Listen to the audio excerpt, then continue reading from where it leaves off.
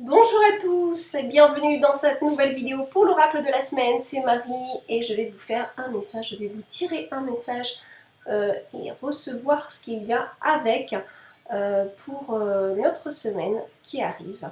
Voilà, donc on commence, on a démarré déjà bien le mois de juin, j'espère que vous avez vu la vidéo des énergies du mois de juin que j'ai fait donc la semaine dernière, qui est plutôt un bon mois, donc c'est super, ça fait du bien. Des bonnes énergies, donc il faut en profiter. Là, pour cette semaine, j'ai pris un oracle un petit peu plus délicat.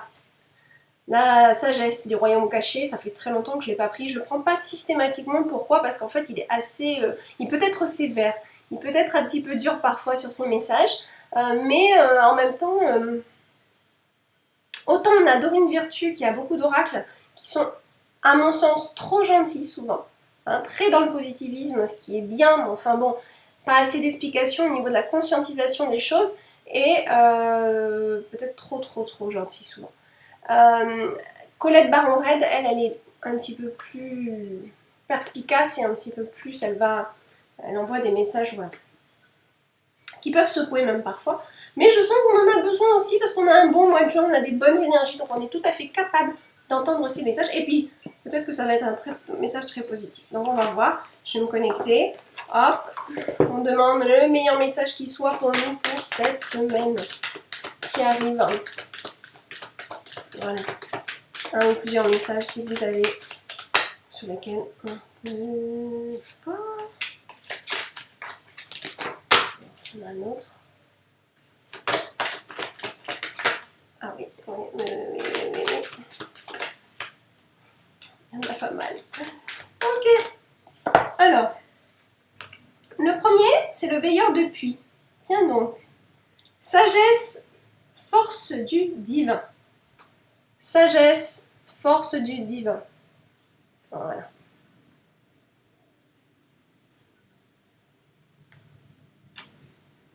Alors ça me fait sourire parce que moi j'ai créé le livre Mélisse et le puits magique et je ne connaissais pas cette carte. Je ne connais pas toutes les cartes de mes oracles. Vous avez vu, j'en ai pas mal.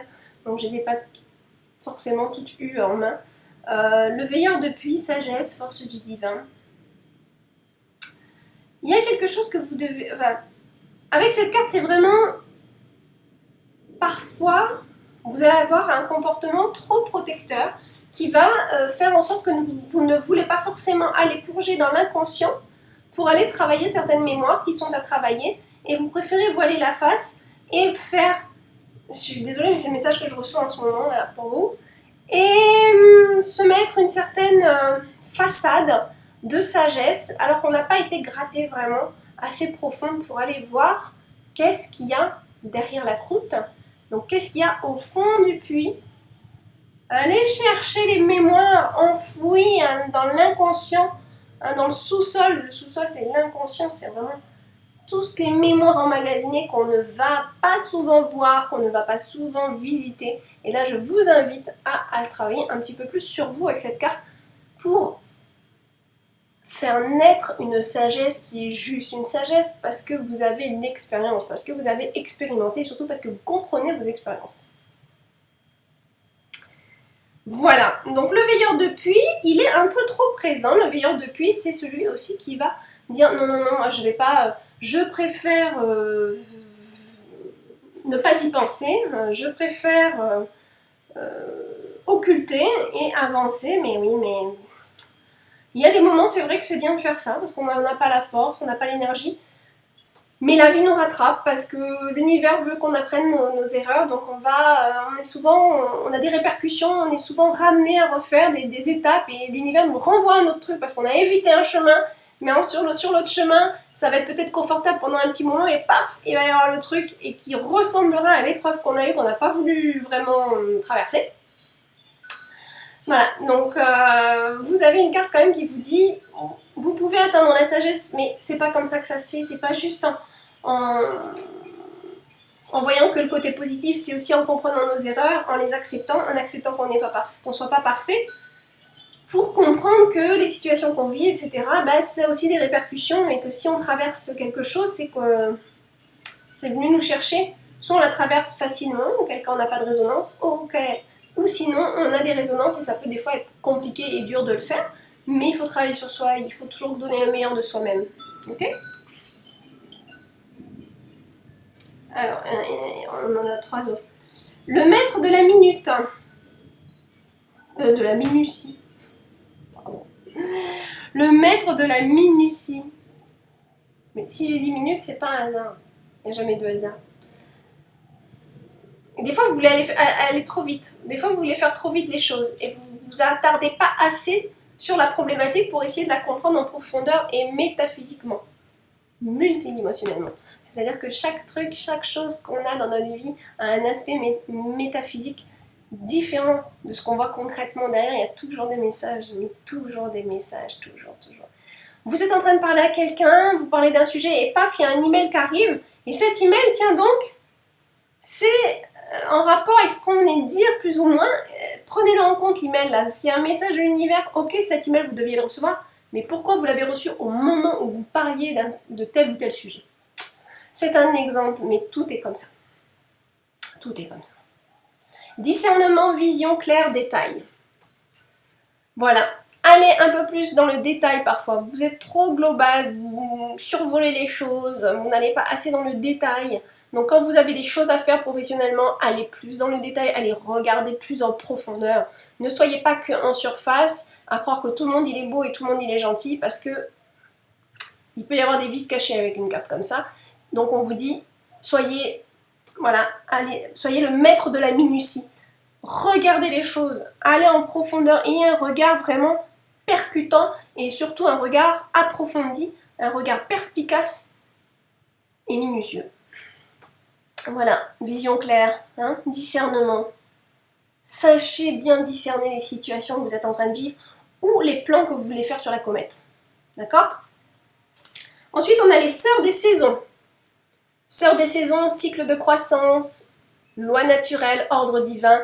Ça, c'est une carte qui nous dit « Ah oui, le temps il passe. » Mais en même temps, faites du mieux que vous pouvez. Bon, si vous n'êtes pas là dans votre canapé à attendre que les choses se passent, bon ben voilà, vous faites du mieux que vous pouvez, vous mettez mais organisez les choses. Vous voulez faire ça, ok, organisez votre planning. Revoyez votre planning, revoyez votre emploi du temps.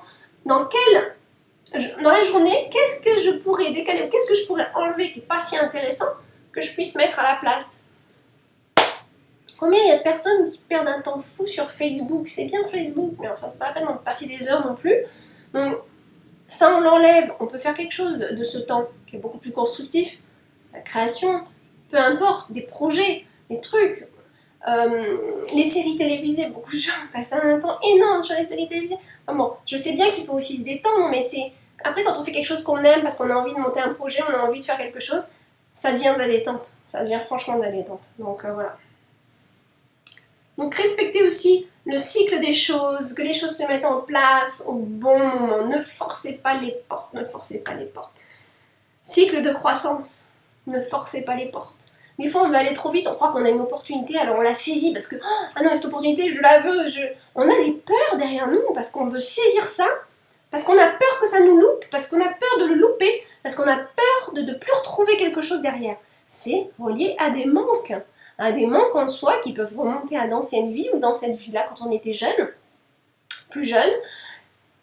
Tout est relié à des manques en soi, donc on a des peurs qui sont liées à des manques et qui du coup nous font agir trop rapidement et on fait des bêtises parce que quelques années après on se dit si j'avais su je n'aurais pas acheté ça, si j'avais su je n'aurais pas investi là-dedans, si j'avais su j'aurais pas fait ça, j'aurais pas agi comme ça. Parce qu'on a voulu aller trop vite, parce qu'on avait des peurs de manquer des opportunités. Faites les choses dans leur temps, quand l'opportunité se présente, elle se place petit à petit.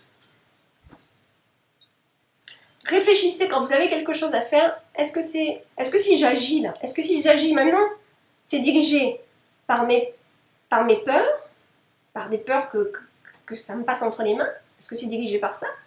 Ou est-ce que c'est vraiment réfléchi, posé, étudié, j'ai eu plein de signes, ça fait quelques mois, ça fait quelques temps, ça y est, ça se place, on voit que tout s'est bien placé, pof, je suis centrée, et ça s'ouvre, parce que tout derrière, tout est en accord avec ce que je suis en train de faire. Parce que c'est le bon moment, parce que mon cœur me parle, mais que j'ai aucune peur. Et si ce n'est pas ça, eh ben, s'il vous plaît, mettez-moi une barrière pour pas que j'aille dans cette direction. Vous allez voir la barrière, vous allez la recevoir. Et si vous ne l'avez pas, c'est que en effet, c'est bien ce que vous devez faire et dans lequel vous devez avancer, dans quel projet vous devez avancer. Voilà. Posez-vous ces bonnes questions. Est-ce que c'est la peur de manquer qui me fait agir? La danseuse spirale, c'est celle qui s'amuse, qui prend du bon temps et qui relève un peu ses énergies avec ça. Alors cette carte dit aussi perception, route détournée. Voilà, des fois il y a des chemins qui ne sont pas forcément ceux qu'on pensait être le mieux. Donc regardez, encore une fois, je le dis souvent dans les cartes, mais c'est vrai que regardez bien quelles sont les autres opportunités, quelles sont les autres possibilités pour aller sur un chemin qui est peut-être plus favorable à ce que vous êtes en train de prévoir dans votre tête. Voilà. Ok? La danseuse spirale. Donc, ça peut être aussi, attention, ça peut être pas tourner en rond non plus. Hein. Attention de ne pas tourner en rond constamment. Parce qu'il y a des gens qui vont aller trop vite et il y a des gens qui tournent en rond constamment. Donc ça, c'est une carte qui nous rappelle, oui, tout ce qui a été dit là, c'est bien, mais pas pour ceux qui tournent en rond. Il faut quand même un petit peu activer. Voilà. Donc, on a des cartes assez rigolotes finalement, je trouve. Et pour cette semaine, à réfléchir. Voilà. Je vous souhaite une belle semaine.